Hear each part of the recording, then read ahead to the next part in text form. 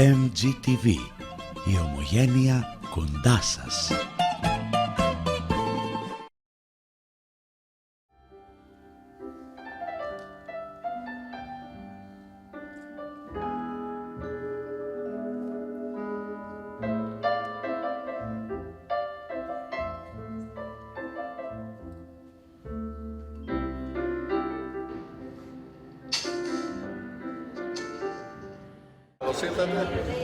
Καλώς σας βρήκα. Η ομογένεια της Νέας Υόρκης πάντα με τιμά, πάντα είναι στην καρδιά μου και πάντα νομίζω ότι έχουμε ραντεβού, που με περιμένουν στο ραντεβού.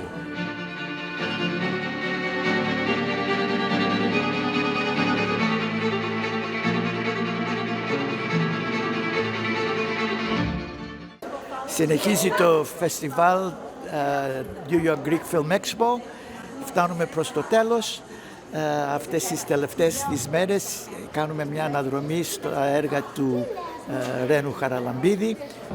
The Hellenic Film Society is very pleased to be presenting the retrospective of the films of RENOS HARALAMBIDIS.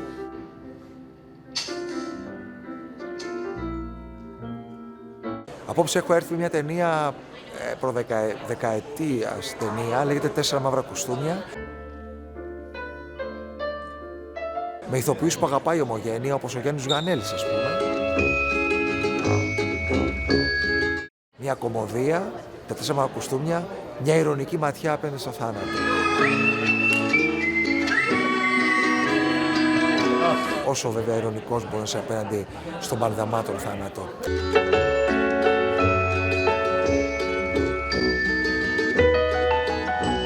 Renos has been an important filmmaker in Greece for the past 30 years or so.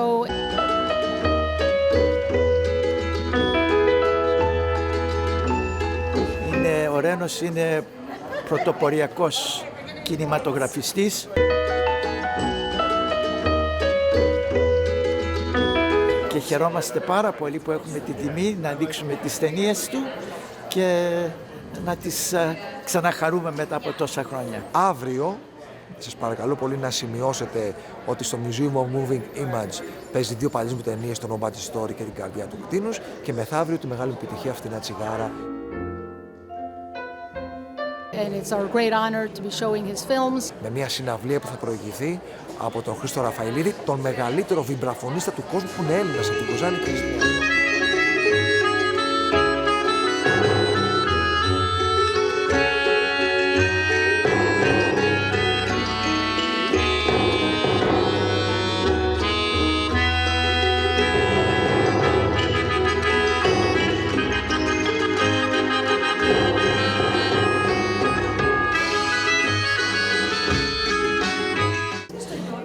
to have these film scholars speaking with him and sharing some of the background of his films with our audience.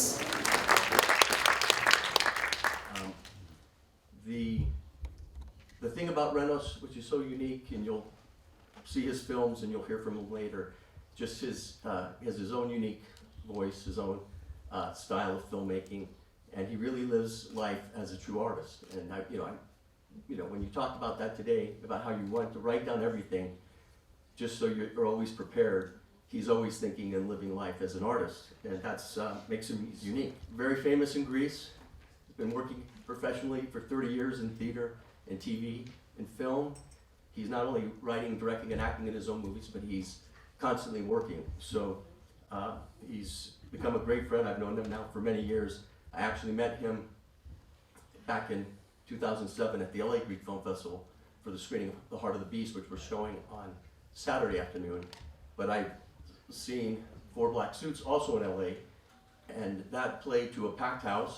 It won the audience award, so the movie is very much an audience pleaser, and you'll see for yourself. So at this point, I'd like to bring Angela Venetis to come up and say a few words, and then we'll have Andrew Horton, who's literally written a book on Renos. This is a critique of his 4 films. It's called Renos HARALAMBIDIS, Cinema and Manhood as Radical Carnival. And he'll come here after Angelo just to give you a brief preview of Greek cinema and where Renos stands in the pantheon of filmmaking in Greece.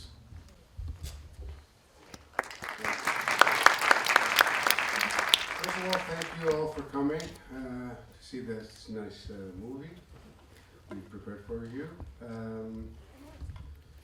I had a few things prepared to say, but I totally forgot about everything. So, thank you from the beginning. So, this film is about is focused on the process of something instead of the end result. So, it's something that RENOS is very keen on saying many times, also through kabafis and some poems and things like this. So it's also about the process of making a film, and especially making a film with RENOS is more about working on it and having the pleasure of co-creating this whole thing that makes it great pleasure, and at the end there's something there that you can, share with friends, family for life. So a film, that's the difference between theater and film, is that it stays there forever. So what I tend to do is I have a few films, the costumes being one of them, which I use as my balance. So I watch them, it's only 5 films, and I watch them over and over again every 2 or 3 years, just for different reasons. It's not the matter right now, but I tend to do that, and I urge you to do it as well. Find a few films that have different meaning for you and watch them over and over again. And through that process, you will see that when you do absolutely nothing on a film, they tend to change. So your perspective changes, and then you see the same film after a few years, and they become totally different. So especially with RENOS' film, this happens tremendously, and it's something that you should try. And the last thing I want to say is that this tonight is one of my toughest screenings. Main reason is because I have 2 of my dearest persons in life. My 2 daughters are going to see their father's first film. They've never seen a film I've produced, so I decided that they should.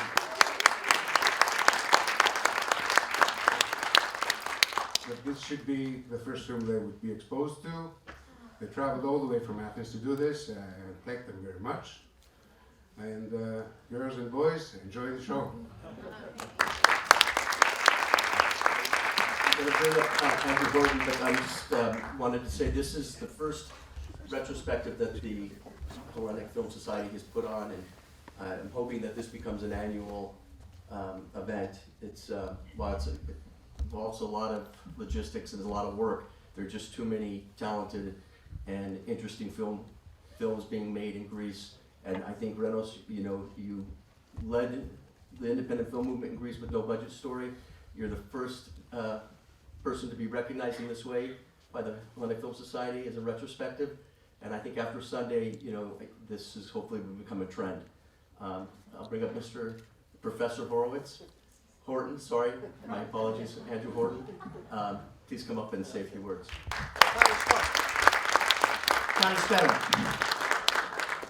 What can I say? I've only been associated with Greece for over 50 years. I've only known RENOS for over 25 years. And my short speech on RENOS is this. Opa! But maybe I can say a few more things. I have worked with so many people in film in my 30 books, including George Ray Hill, Paul Newman, the list goes on. But RENOS is special on so many levels. That's what I love, and I hope you appreciate. And his sense of comedy, but comedy with a sense that has more than that. That's why the title of my book, RENOS, HARALAMBIDIS, Cinema and Manhood as Radical Carnival, the approach that you can do so many different things. RENOS has done it. You're going to see it tonight. I'm going to ask a question. Raise your hand if you've seen at least one RENOS film.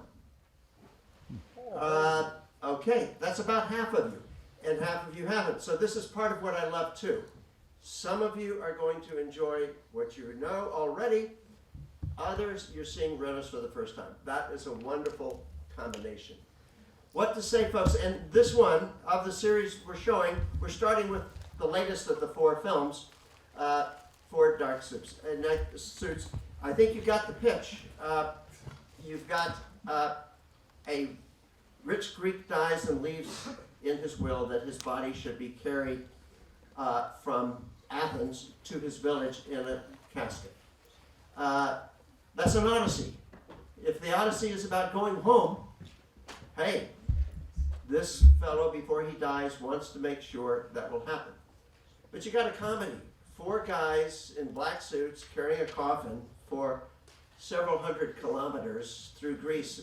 Panayiono. What are you going to do with that? That's what we got going, folks.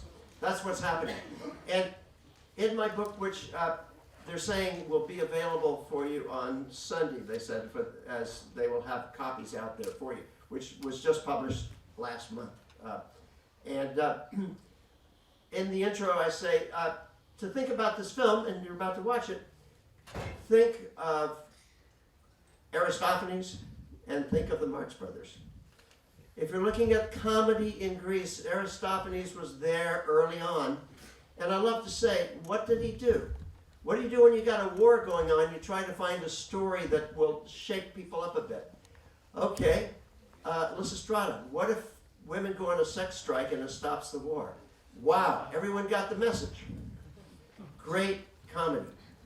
Marx Brothers, what do you got? You got 4 crazy guys who can do anything they want to do.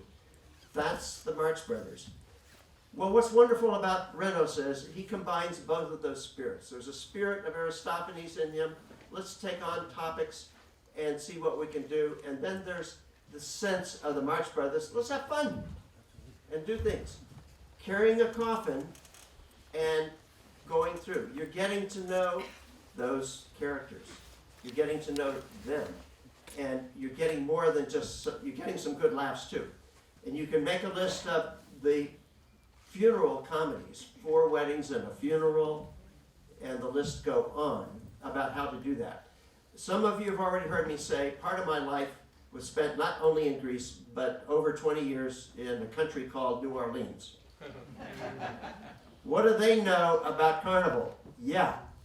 What do they know about death? Have a celebration of those people. Have a big parade and celebrate the life. So that spirit of the passing, they're not just something sad. It can be something great and joyful too. RENOS pulls it all together. Enjoy it, and we can discuss it further with that. But, well, I've got questions, but we should save until after the film. But maybe you might ask one question. When did you decide you really wanted to do this film? So, this is the first question before the movie. I decided to make this film when I was very close to be 40 years old. And I found out that the time of living is not forever. And I said to myself, Reno, prepare yourself for the end. Maybe it will be too far away, but be prepared. It's a kind of combination between philosophy and comedy. Thank you, Abby. Let's start the movie in a brief minute. I just wanted to let you know, after the screening, we have with us David Schwartz, who was the former curator here at MoMI for 33 years. He's now, we welcome him back. I know you're still actively involved with the museum, and we appreciate you having here. We've had a long partnership with this museum and the folks here for many years. And David's now the founder of cinemaprojects.net, and afterwards they're just going to come out, enjoy the film.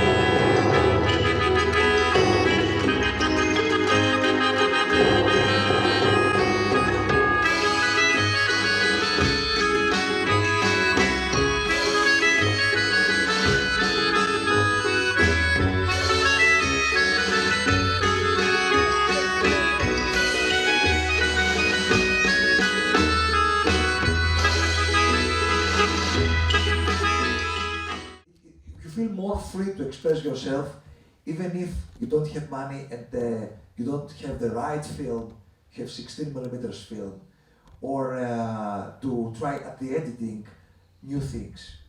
Yeah, I mean, it's one of the themes of the film. The film is so concerned with money. You know, we think it's Yeah. about money, but it's, you know, it's really not. At the end, the journey is not about money. Who cares about money at the Right. end? Exactly. At the end of the day, and at the end of the journey, at the end of the Odyssey, Right. who cares about money? Now, but I do have to ask you, this film came out in 2010, so Yeah, on one hand, it is connected to the Odyssey, which is like one of the oldest yeah. stories in Western civilization, but it's also made right in the midst of the economic crisis. Yes, exactly. At the beginning, the film. We saw the film exactly at the beginning of the big crisis in Greece. Right. That's why I put the coffin coming out at the stairs in front of the Greek Parliament. And of course, even though Odyssey begins, nobody knows when it's going to finish. And in Greece, we have a big Odyssey for 10 years. Disaster. So how were you able to make this? You're as George said at the beginning, and Andrew, you're very you know, you do many things. You act. I think you've acted in about 50 films. You Yes. have your daily radio show. Every day, yes. When do you decide that you're going to direct a film, and then how does it come together? My nature Yeah. is the storyteller. That's who I am. And I don't decide for the films. The films decide for me. They said, now direct the film. This is true. And my producer used to say, now direct the film. I feel that it's my nature. I have to follow my nature. This is it. I play on TV, I have my radio show, I play theater, I'm a stage actor. And suddenly, at periods, I feel the necessity to shoot a film. I do love the piece of the Hamlet, the production of The Hamlet Hamlet, in yes. there. It's so You know, it's my trap. I feel nobody trusts me to play Hamlet. Nobody. I believe that I'm a Shakespearean actor. You know, I'm a serious actor for the theater. But until today, the National Greek Theater, I tried many times. They don't trust me to play Hamlet. So I want to take revenge.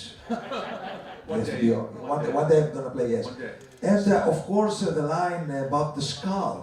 That I want my skull to be at the National Greek Theater after my death for a revenge, to be on stage forever. Okay, we hope that's a long time in the future. I hope so. Yes, I hope so. Okay, so so you say the film speaks to you, you know, comes to you in a way, but where did this one start? Did you have the idea of the you know, the concept of the movie? Yeah. It's a kind of far-fetched concept, you know. Yeah. That they're going to go on this long journey with the casket. So where did the idea come from? Usually, I had a very early midlife crisis. I have the midlife crisis when I was 40 years old. Yes, it was very early. Now I know it was very early. Then I thought that it was the end, but it was the beginning. So it was a kind of, I tried to deal with myself, with death, with the end, with my dreams that I never did it, like Hamlet, and all that stuff. And I make this film. But I always love Odyssey. And this is an Odyssey without a ship, without a boat, but with a coffin, and with somebody who never met his crew. It's an Odyssey with 4 black suits. That's the reason I did the film. My midlife crisis came very early. Now the film, like a road movie, it feels like things happen along the way that are unexpected. So it has a feeling of almost being improvised, but I'm guessing it wasn't really. It was not improvisation too much. Right. So, but how did this story come about? Like, how did you add the? You know, I love the scenes in the carnival. You know, some of the different elements of the story. Yeah. How did that? I tried to put. I was thinking, what is Greece at this period? Greece is the festival, the dancing. Greece is to be drunk and get lost forever at the fields. It is. And that's how I made up my mind how can I make a Greek film without be sad? To have dancing, and it's to be old-fashioned and at the same time not old-fashioned. And I thought that this dancing scene could be a unique, an authentic Greek scene.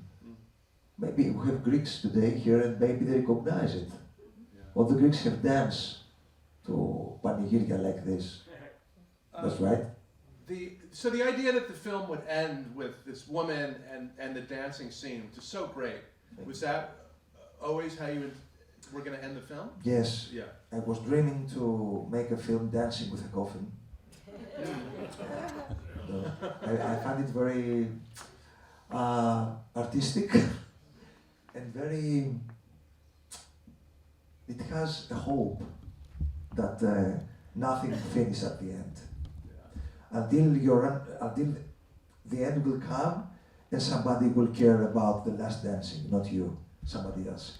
I truly believe it, and especially if it's a love story, it's if somebody promised to her that I'll be back and I'm going to dance even if I'm dead. I find it very sweet and very hopeful. I want to ask about the way that you work as a director. The film has a very strong visual style. You know, they're really, every composition seems to be, you know, sort of really worked out by you. And there's like a deadpan style and a real like sense of where you want to put the camera. Yeah. So it's not just loose the way you shoot it, but how do you work? I work with my cinematographer. I'm the guy who likes to talk very much with the people who work with. I don't trust luck.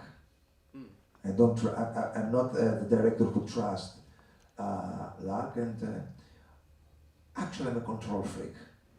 But I'm a secret, a hidden control freak. I try to manipulate smoothly. I'm a smooth operator. And I prepared for a long time, and that's why I don't like my mistakes, because I believe that I was very good prepared. Yeah. Of course, you don't know my mistakes. I know my mistakes, and after 10 years, I find out that they are beautiful mistakes, and thanks God I did them. What's an example? Like I can't think of. Like, tell us like what you find to be a mistake. I'm gonna tell you a mistake. Listen. Okay, this is my secret. The car is coming, and I see, and I show you the tree. He stand up, and the car is coming. Mistake. First, it had to be the car is coming, and after that, he has to stand up. That's it. Okay, of course, you don't understand what I mean, but I understand. Something small things. Okay, so I bet like nobody here. Like, yes, of course, but I saw it. I saw it. Unless I give, yeah. Yes, I saw it. Okay. It's a small things you don't understand what you're doing, but maybe it would not be so good if I did it. Right. I don't know. Do you show up? Have you like worked out every shot like with storyboards? I don't use a storyboard, okay. but I'm writing as literature. Yeah. Yes, I write it. I have a diary at the shooting. Yeah. My thoughts and always I find time at the shooting to stop for a while and to write what I'm doing, where I am, what's going on. During the shoot, during the actual production. Yeah. It helps. It really helps. One of the things that you cited as an inspiration for the film in your process was this poem called Ithaca. So of course. If you could tell us about that and how that was important to you. You know the poem of Cavafy, Ithaca. Of course you know it. Yes. It's a poem that tells us that they don't care about the end of the trip, care about the process. Wish the road to be a long one. Don't hurry up to be at the end, because at the end Ithaca is poor, but it's honest. You don't care about Ithaca. You are rich from the experience. You are rich from the trip. Ithaca has nothing to give you more. And Ithaca is in the film. The four black suits at the end are rich because they found out what they really want, they found out who I really are, and at the end they found out that who cares about money. Well, there's a point in the film, you know, sort of early on, where they realize that the will was fake, and you think, why do they even go on after that? But you figure out that they are just having a good time. But the dead man, even though they're always fighting, but they. yeah, the dead man, even if he doesn't talk, in his way, he talked to them. He pushed them to the journey. He pushed them to the night of the festival, the dancing night, where everyone has to talk with his ghosts, with his past, with his present, with his future. It's a dead man who's a maestro of a small orchestra of the 4 black suits. Yeah. I do want to hear about how you cast the film. The actors are all. They are a friend of mine. Oh, they're all friends. Okay. To be honest. And are they? They are friends, and I wrote everything for them. Okay. We are friends.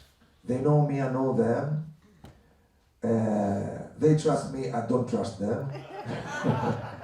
Because her director, I'm ready for a fight. But they're really open, free, and kids. And I said, listen guys, fall into my trap. Because as a director, I put traps for the actors, and they fall in, and they enjoy it. The woman at the end. Yeah, I the mean, woman. she is great. Like her. She's It's so important that you pick the right woman for that, and it sort of makes the whole journey maybe make sense. in English you don't understand. She's a very old-fashioned actress. She's acting a little bit too much, and I like it very much because all human beings, at the very important momentum of our lives, we don't understand that we have something theatrical by nature. That's why I like her very much. She was a dancer when she was very young. Now she's 90 years old. She's not alive anymore. And I didn't want her to dance. I said, oh, it's okay, we dance. I said, are you serious? I'm a dancer. And she started dancing. But anyway, the fat lady, which is an amateur, remember, the gorilla girl? Yeah. I am the gorilla. You know, inside the gorilla, Oh, really? because I trust nobody to play the gorilla, and I was the gorilla. It's another secret of the movie. Thank you. Because I said to myself, Renos, it's very important to be a very aggressive gorilla, and nobody could understand what I mean. Poetic and aggressive gorilla. They look at me. How can a gorilla be aggressive and poetic? And I thought that the way I played it, or not, the gorilla was not poetic. The scene of the gorilla. You did a great job. Oh. With the gorilla. The gorilla. It was, yeah. The music is so memorable. It's the music. The theme that keeps reoccurring is so. Do you know Philip Glass? Yeah. Yes. In my mind, I want to be Philip Glass. So again and again. Oh, the repetition. The repetition, yes. Yeah, but did you wrote? I'm the composer. Okay. And I whistle. It's my whistle, yes. And of course, I use a theme from Jules Bizet, the fisherman of Pearl Fisherman. And I love Philip Glass. The same.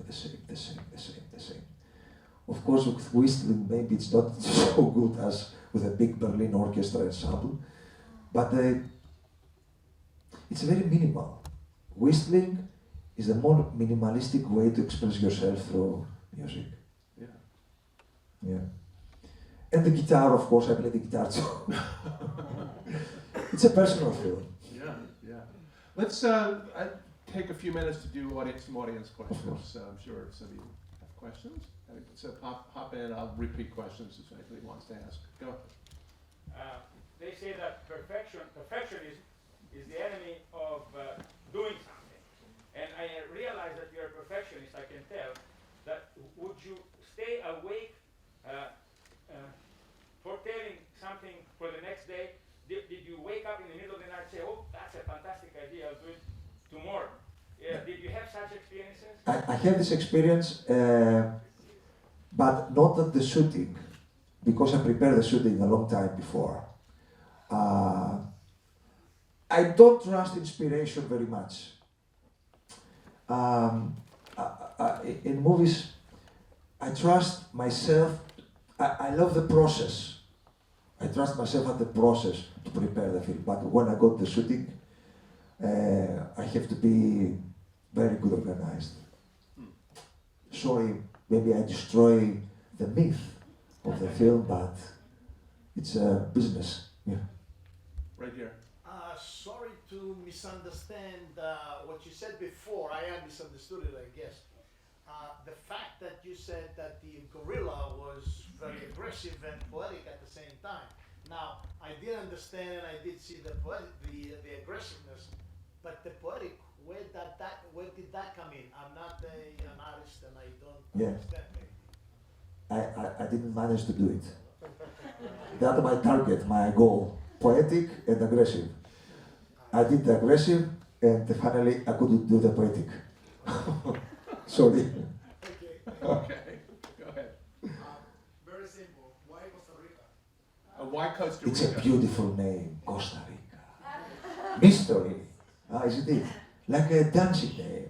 I'm coming from Costa Rica. Beautiful country too. Yeah, I hope so, yeah. But everybody, the name is beautiful, Costa Rica, isn't it?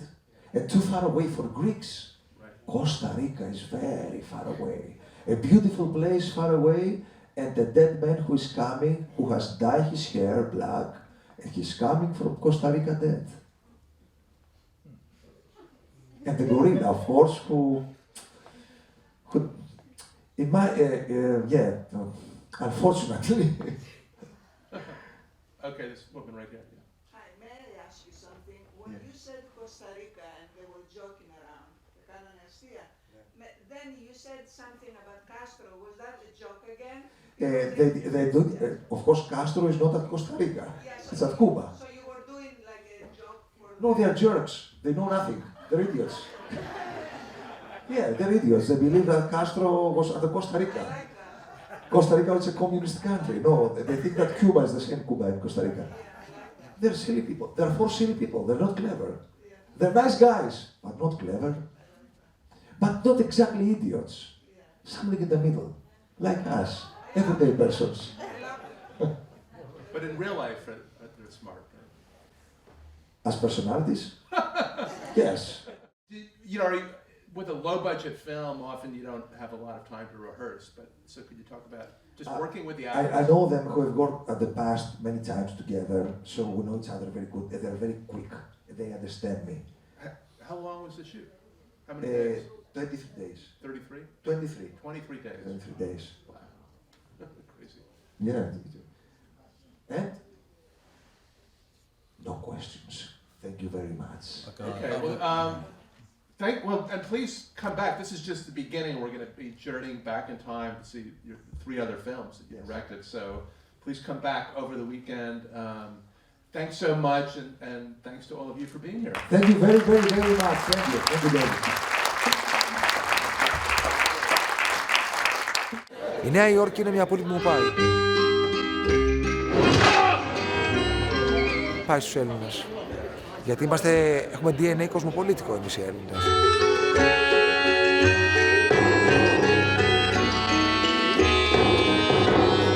Και όπως η Νέα Υόρκη είναι κοσμοπολίτισσα, έτσι οι κοσμοπολίτες είμαστε κι εμείς.